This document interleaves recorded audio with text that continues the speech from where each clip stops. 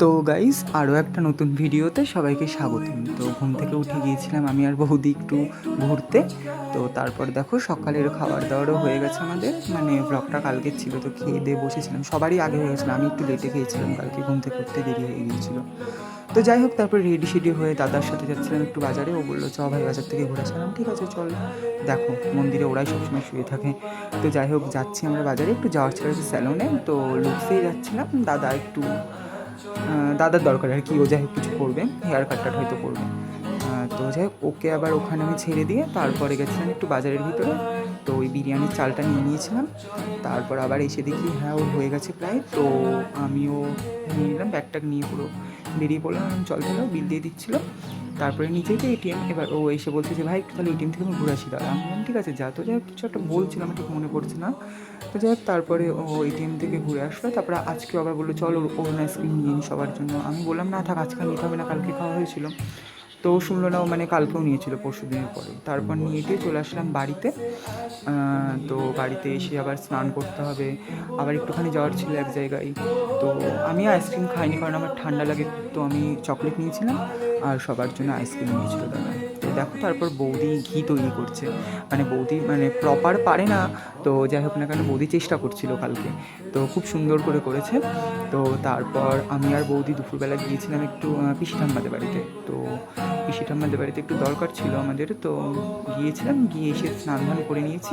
তারপর দুপুরে খাওয়া দাওয়ার জন্য বসে পড়েছি। হয়েছিল ইলিশ মাছের সর্ষে বাটা, কচুর ডাঁটি, মুসুরির ডাল, আলু পটলের তরকারি। এটা ছিল আগের দিনের বেঁচে যাওয়া মাটন যেটা ফ্রিজে ছিল, আর ছিল স্যালাড, কিছুটা মানে মিস হয়ে গেলো। তো যাই হোক আর এটা ছিল ডিম সেদ্ধ ও চাটনি ছিল। হ্যাঁ, ডিম সেদ্ধটা ছিল বিরিয়ানির জন্য, এখানে ছিল ভাত। আমি বলছিলাম এই কটা ভাত দেখলে সবাই লজ্জা পাবে। তো যাই হোক তারপরে বিরিয়ানি মা করেছিল, আর বাদ বাকি রান্না কাকিমা করেছিল। তো তারপর আবার বৌদি লেবু পেঁয়াজ আর লঙ্কা নিয়ে এসেছিলো কেটে, আর করেছিল পায়েস। তো যাই হোক দেখো সবাই মিলে একসাথে খেতে বসে পড়েছে। আমার তো খুব খুব খুব ভালো লাগে একসাথে খাওয়া দাওয়া করতে। আর ইনি হলেন আমার পিসি। তো পিসি তো নিরামিষভোজী, তো এসব খাবার তো খাবে না, তাই পিসির জন্য একটু পায়েস হয়েছিল। তো পিসি পায়েসটাই সেবা করছিল। তো যাই হোক আমরা এইভাবে গল্প হাসাহাসি করতে করতে খাওয়া দাওয়া করছিলাম। তারপর মা সবাইকে খেতে দিচ্ছিলো, যে দাদাকে খেতে দিয়ে দিয়েছে। তো প্রথমে ভাত আর মাছই দিয়েছে, তারপরে যে কাকিমা ডিমগুলো কেটে নিচ্ছে বিরিয়ানির জন্য।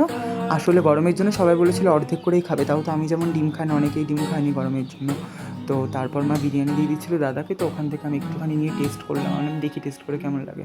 তো যাই হোক খুব ভালো হয়েছিল, নিজের মা বলে বলছি না, বাট কালকের বিরিয়ানিটা মা খুব ভালো বানিয়েছিল আর কি, সবারই খুব ভালো লেগেছে। তো তারপর আমাকেও দিয়ে দিল, তো আমিও খাচ্ছি।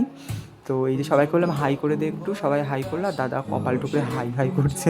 তারপর যাই হোক পায়েস খেয়ে নিলাম। আর দেখো দেখো ভাইয়ের পায়ে ইচ্ছা করে ধাক্কা নিলাম, তুই আমাকে লাথি মারতে পারলি ভাই। তারপর দই খেয়ে নিলাম। আর এই যে এই সময়টা বাড়ি যাওয়ার সময় চলে আসলো ওদের, দুদিন তো খুব মজা করেছিলাম। এখন দাদা বৌদি চলে যাচ্ছিলো বাড়িতে, তো খুব খারাপ লাগছিল যে আবার কবে আসবে। ওরা তো আসলে সময় পায় না, দাদার হসপিটালের কাজ থাকে, এবার বৌদি নিজেও পেশায় একজন হোমিওপ্যাথি ডক্টর, তো বৌদিরও চেম্বার থাকে। তো ওরা খুব সময় মানে অনেক কষ্ট করে সময় বের করেই আসে। তো যাই হোক বৌদি বলেছে চিন্তা করো না ভাই, আবার তাড়াতাড়ি আসবো। তো দেখো বৌদি এতই সরল, এতই বৌদির মনটা সরল, যে বৌদি মানে যাওয়ার সময় একেবারে কেঁদেই দিয়েছে সবার সাথে কথা বলতে বলতে। দিয়ে তারপর আর কি, তো যাই হোক খুব খারাপ লাগছিলো সেই সময়টা। তো যাই হোক না কেন এমনি বৌদির মনে খুব মায়া।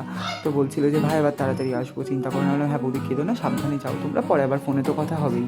তো যাই হোক তো ওদেরকে তো সেটা বললাম, কিন্তু আমাদেরও তো মনে খুব খারাপ, মানে কষ্ট লাগছিলো, মনটা খুব খারাপ লাগছিলো। তারপর আর কি দাদা আবার হাসছিল, দেখেছো হয়তো তোমরা, নোটিস করবে দাদা হাসছিল, ওরকম ধরনেরই, খুব পেছনে লাগে সবার। তো যাই হোক তারপর ওটা বেরিয়ে যাচ্ছে। এরপর আর কোনো না ভিডিও করা হয়নি, মনটা খুব খারাপ ছিল, তো তাই ভিডিও করিনি। তো আজকের ভিডিওটা এই পর্যন্ত ছিল। সবাই ভালো থেকো, দেখা হচ্ছে পরবর্তী ভিডিও।